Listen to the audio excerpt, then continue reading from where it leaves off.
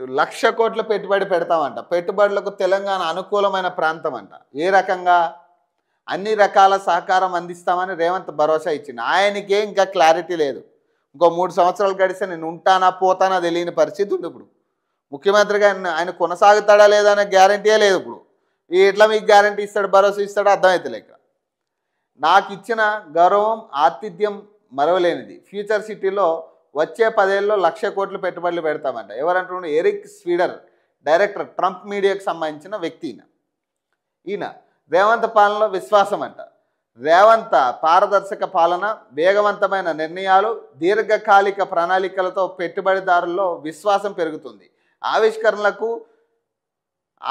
ఏం ఆవిష్కరణలు చేసాడు కొత్తగా? తెలంగాణలో కొత్త ఆవిష్కరణలు ఏం జరిగినాయి? సుస్థిరతకు, నైపుణ్య అభివృద్ధికి పోటీత్వం కలగాల్సిన వాతావరణాన్ని తెలంగాణ ప్రభుత్వం కల్పిస్తుందంట. కరణ్ ఆదాని, ఎండి ఆదాని స్పోర్ట్స్ అండ్ సేజ్ అంట. వీళ్ళందరికీ తెలంగాణలో జరుగుతున్న అంశాలు ఏవి తెలియదు. వీళ్ళు కేవలం ఏంటంటే రేవంత్ రెడ్డికి జో కొట్టడానికి మాత్రమే వస్తారు. వాళ్ళు ఇచ్చి పుచ్చుకునే సాంప్రదాయం కాదు. ఇప్పుడు మేము ఇస్తాం, మీరు పుచ్చుకోండి. 5 లక్షల విలువ చేసి 5 లక్షల కోట్ల విలువ చేసే భూముల్ని అన్నింటినీ కూడా 5,000 కోట్లకి వీళ్ళందరికీ కట్టబెడతారు. ఇప్పుడు 5 లక్షల కోట్ల విలువ చేసే భూములన్నీ వీళ్ళందరికీ 5,000 కోట్లకి కట్టబెడతారు. రేపు వీళ్ళు